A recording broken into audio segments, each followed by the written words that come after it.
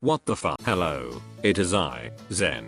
The #1 channel for today, I would like to discuss about a very interesting archetype.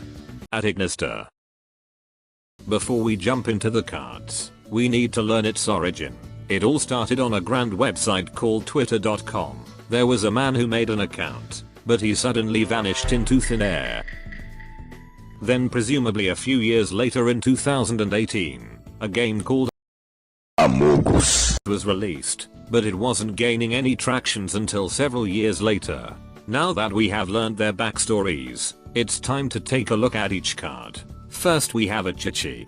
His first effect is to search another Ignister monster, implying that he's the one who keeps doing emergency meetings. His second effect is to destroy your own monster during the battle phase, meaning he likes provoking people during meetings to clear his name. Therefore I hereby declare, Red Sus, but despite being really sussy, a Chichi is still an integral part to the archetype, just like the existence of Red Imposter. Next we have Pickery. Its first effect is to search an AI spell or trap card, meaning they are the crewmates who usually vouch for other players. Its second effect is to make another Ignister monster level 4, which means they believe that you are a fellow innocent crewmate, or a fellow sussy imposter. Overall, just like a Chichi, they're usually the ones who started this whole mess. Next we have Bururu. His effect is to send an Ignister monster to the graveyard. Basically he's the one to vote on a random person immediately when a meeting starts. What's unique about this thing is that they're the only tuner in this archetype, meaning that he likes to stay close to someone else in order to not be suspicious. Truly a suspicious behavior. Up next we have Doan. They're the good guys that everybody likes. He has a helpful recovery effect, so it seems like they're probably the only person who tries to play the game normally. But what if it was all on purpose? Next we have Hiari. They're usually the shapeshifters, which is a very tricky role. If they manage to do it correctly, they can destroy others, just like their effect that sacrifices a cybers. Next we have Doshin. He's probably a normie, because he knows what love is. Next we have Danai or Inbo. They might be useless in the game, but they are pretty good at debating during meetings. They have a really good sense of justice. They protect the good guys, and double emotional damage to the bad guys. Up next is Dunmari. He doesn't talk much, but he's pretty much the only one here who knows how to negate someone's opinion, which is definitely scary if he turns out to be an imposter.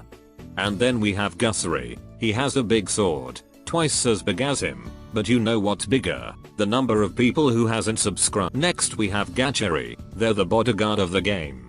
They can protect someone from all sorts of harm, even though they're usually the ones who died first because they keep negating fellow crewmates' opinion.